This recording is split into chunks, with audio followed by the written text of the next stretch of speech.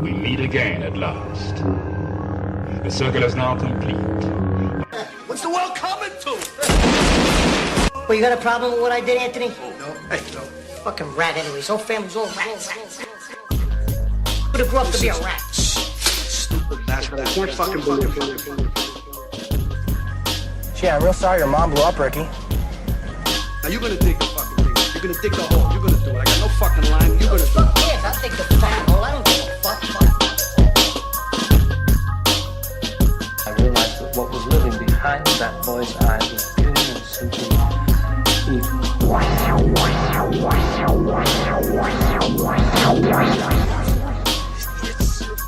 Jesus Christ. Mister, you okay in there? Let's get the coffees around here someplace. Have you any idea what the cost of your actions is? What their effect might be? Or you to give them hope? What do you give them? We give them happiness. And they give us authority.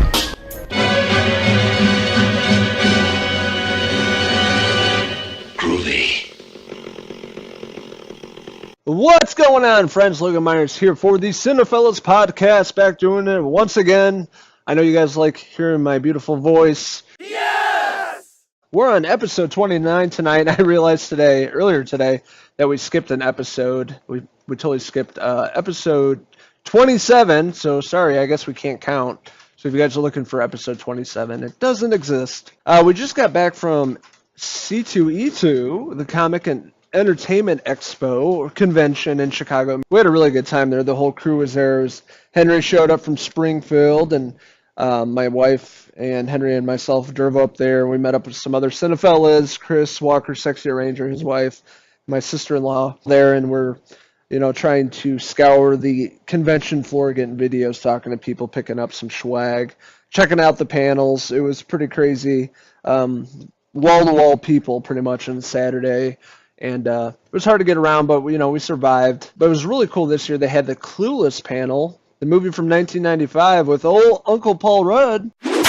Paul Rudd was there with Alicia Silverstone, Donald Faison, and Breckin Meyer, answering some questions about making the movie. It's been 24 years since it came out, and Paul Rudd hasn't aged a bit. And he just turned 50, which is crazy. So I wish I had his genes, but I don't, unfortunately. But Paul Rudd's always a great guy. I actually ran into him when I lived in Las Vegas, Fremont Street. He was walking around with his wife, and I was pretty tipsy, pretty drunk, and I struck up a conversation with him. Of course, I didn't take a picture, but the memory's there, and it was cool running into him and seeing him once again in Chicago. So it was a good time. We also went to the Freaks and Geeks panel. We saw a special screening of the pilot episode of AMC's Nosferatu, the new TV show that's going to be coming out in May. It was written by Joe Hill, Stephen King's son.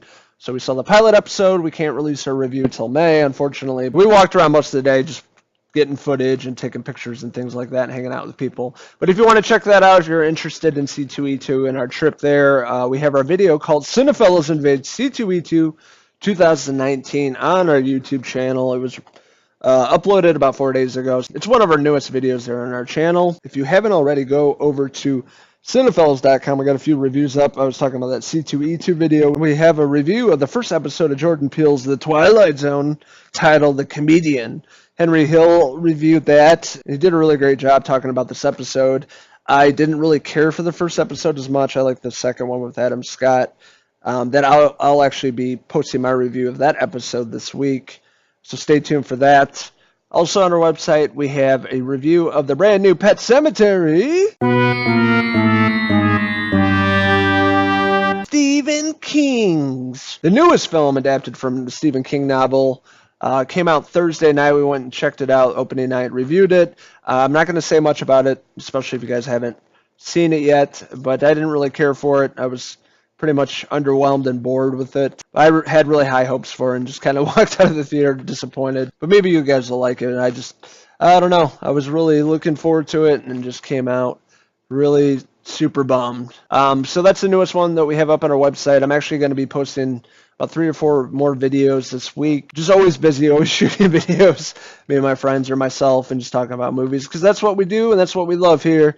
It's Cinephellas, movies, TV, news, and reviews. But today I'm actually talking to Jonathan Bennett, the actor you may know from Mean Girls. He played Aaron Samuels in Dreamboat.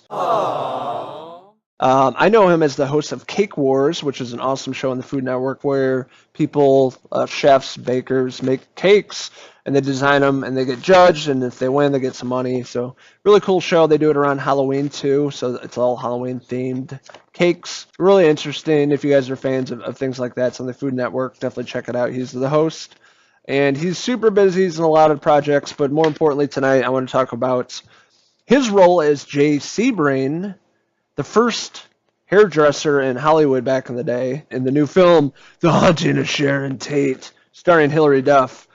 So it's a pretty interesting conversation. I really had a good time talking to Jonathan. He's very laid back and cool, really easy to talk to, and then it was just really interesting to, find out how he got involved with this project, working with Hilary Duff again. They worked together in Cheaper by the Dozen, too.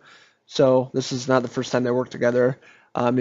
Wanted to hear what it was like working with her and the director Daniel Farrens, doing research about this character, James Sebring, before going into the movie, upcoming projects and things like that. And, overall, I had a pretty decent time with this movie. It's based on factual events. This really did happen. Sharon Tate and her group of friends, including Jay Sebring, were murdered by Charles Manson's cult. And this is a story of, through the eyes of Sharon Tate. This time she's pregnant, super pregnant with director Roman Polanski's kid. And she's getting these visions and nightmares about these bad occurrences and what's going to happen to her and her friends. So, this is based on historical, factual events. This did happen. And, throwing a more like a supernatural horror twist on it. It was definitely interesting and a different take on this story. And this was released on April 5th, so if you guys haven't seen it, definitely go check it out. So let's get to the interview with Jonathan Bennett, shall we?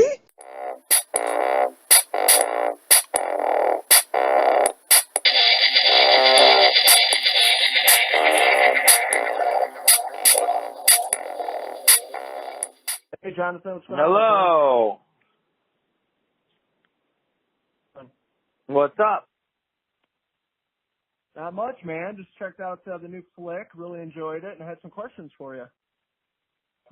Oh, that's what we're doing. Okay, I guess. Just kidding. First off, I just want to say we're huge fans of your work. We love Cake Wars. Great show. Oh, man, thank you so much. I love Cake Wars, too. It's a fun one. Yeah, especially during the Halloween season. Those are great. Oh, yeah. It's the best gig ever. You get to eat fun cake? Sure, why not? And you get paid for it, too? That's awesome. Yeah, exactly. Exactly. So first of all, how did you get involved with this film, Haunting of Sharon Tate?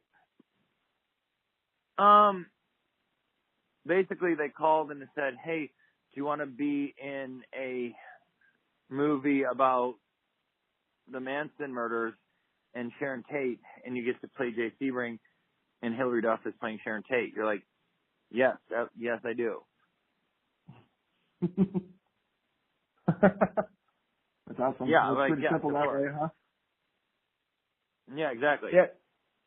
Like, what else do you want? You're like, yep. You're like, yeah, I'll definitely do this. What was it like making this movie and working with Hilary Duff and Daniel Farrens, director? Working with Hilary was great because I had worked with Hilary before and Cheaper by the Dozen too, and we were really good friends.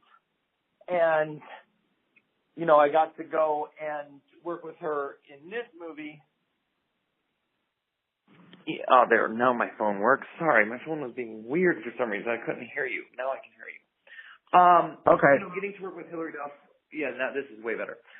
Getting to work with Hilary Duff was amazing. She's so great, and she's such a good actress, and I just absolutely love her.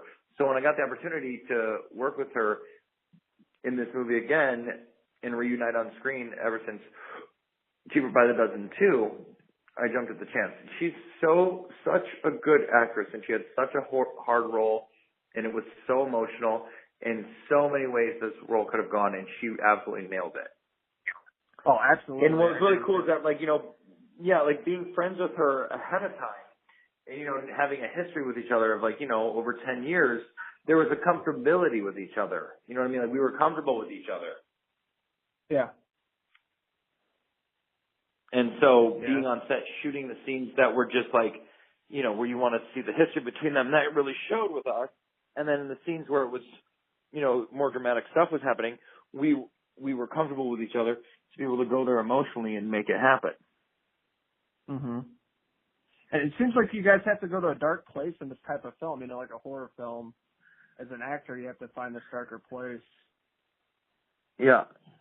I'm the worst person to ask about this because everyone else is like, oh, I had to do all this stuff. I'm like, I don't know, I just kind of like figured out what I thought it would be like and then just did it. Like, I'm not the actor's answer where it's like, yeah, I did this. And I'm like, nah, I just kind of showed up and did it, I guess. Thought what I thought would happen. And then I just did what I thought would happen. Right. Well, that works too because your performance in the movie is really excellent. Yeah, exactly. If it's not broke, don't fix it. Exactly. So with that being said, I take it, are you a fan of the horror genre?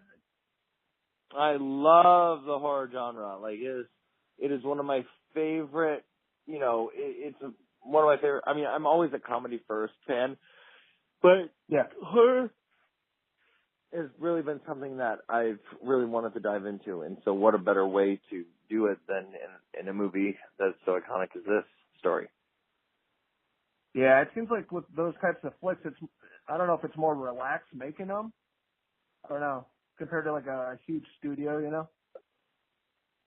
Yeah, you know, it's more fun. You get to like, you know, you only have a few days and you got to get it done, and you know, you just make it up as you go. It's kind of, you know, it reminds me of what got me into acting in the first place, which was being in high school plays. And, you know, that's what made me fall in love with this business and this, you know, this creative outlet. And, you know, that is a little bit of what making these movies are like, because you're on set and when you don't have the money to do 100 takes, you got to get it right. And also when things come up, you have to figure a way to work around it quickly. Like, you know, we're on a studio film, they would just stop and wait for a full day for some, you know, if something breaks or something happens, they would just stop and wait for someone to come and fix whatever was wrong. Like here, we don't have time to stop. So if that broke, then we just have to figure a way to move on without it. You know what I mean? It makes you more like run and gun, and that makes it more exciting on set. Yeah. I talked with a lot of directors and actors, and they always say it's more of a fun type of film to make in the horror genre, which is less stressful. Yeah. So, I was just wondering. Before going in the movie, did you do any research on Jay Sebring or the murders before filming? Yeah, absolutely. Of course I did. I looked up everything I could about Jay Sebring and, you know, watched clips and read articles. Obviously, I wasn't trying to be him exactly, but my interpretation of his character, you know. And, you know, I just thought he was really interesting. He gave everyone from Paul Newman to Sammy Davis Jr. haircuts, and he had this really cool, interesting life. Like, he's the man that that is credited with bringing handheld hairdryers to America from England. You know, he's the one that layered men's haircuts and made it go from that army look to an actual layered look. You know, he did a lot of really cool things in his life. So I just really researched him and tried to figure out what a typical day for him would look like. Yeah. I was reading up on him too. Yeah, it was interesting how he incorporated blow dryers and things like that. I didn't know that about him. So yeah, isn't that neat? Pretty iconic, yeah. Yeah, I loved that. I thought that was really cool. Yeah, definitely. And you did a really good job playing this character as well. So as an actor, was there anything different about this role that you haven't played before? Yeah, I don't think I've ever been, you know,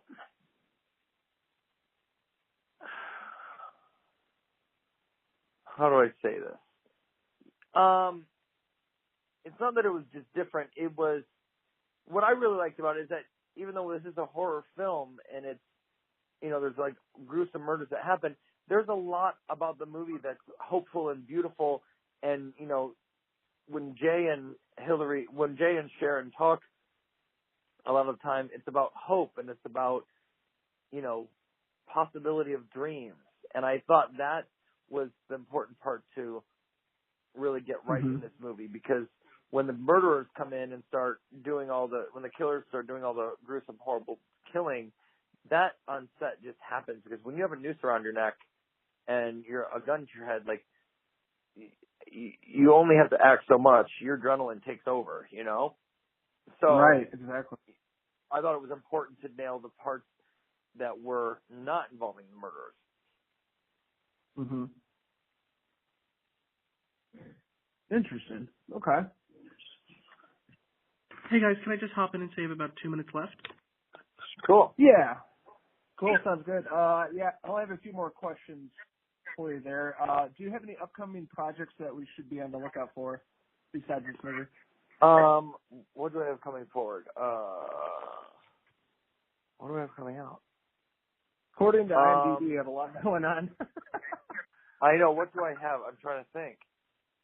It looks like a bunch of stuff from production. I have to pull it back up. Hold on.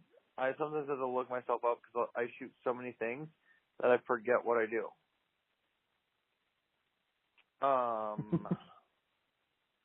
That's an amazing thing to have. Oh, Supergirl. Oh yeah.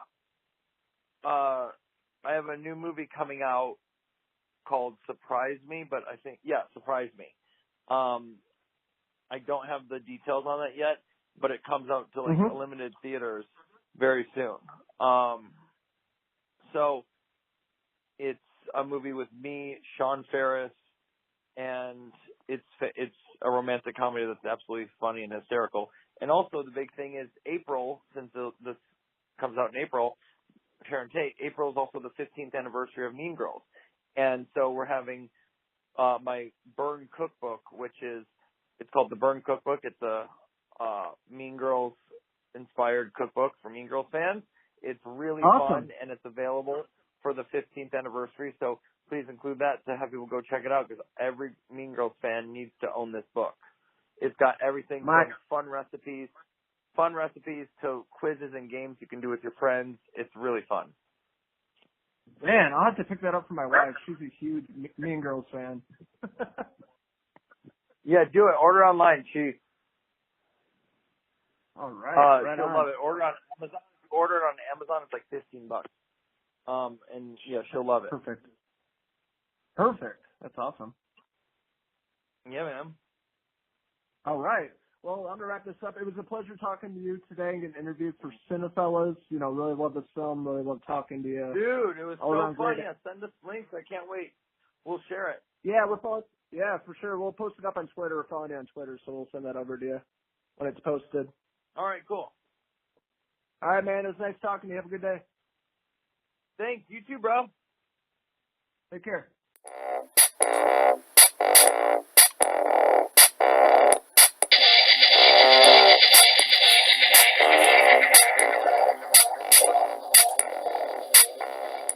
So that was my conversation with Jonathan Bennett about his role in The Haunting of Sharon Tate. What'd you guys think? Do you guys think it's pretty interesting? I think so. And we actually started following him on Twitter. And it was also pretty cool, him talking about his book, The Burn Cookbook, a parody of Mean Girls. It's written by him and the chef, Nikki Martin. I went and bought this Mean Girls parody cookbook off Amazon. It was like $15. Bought it for my wife, and she got it yesterday. She absolutely loves it because she's a huge Mean Girls fan. So I want to say thank you to Jonathan Bennett for telling me about that. It's a really cool book, and it's definitely worth your money if you guys are out there. You guys are into Mean Girls or cookbooks or Jonathan Bennett. You should definitely pick this up, support it. There's some really great recipes in there with some comedy to make you laugh, so check that out. So if you guys are interested in The Haunting of Sharon Tate, it hit theaters on April 5th, which was last week, and it's also on demand, so definitely check that out. So that's it for this week's Cinephellas Podcast, episode 29. This is Logan Myers, once again signing out from the beautiful Cinephellas Studios. Until next time, cheers!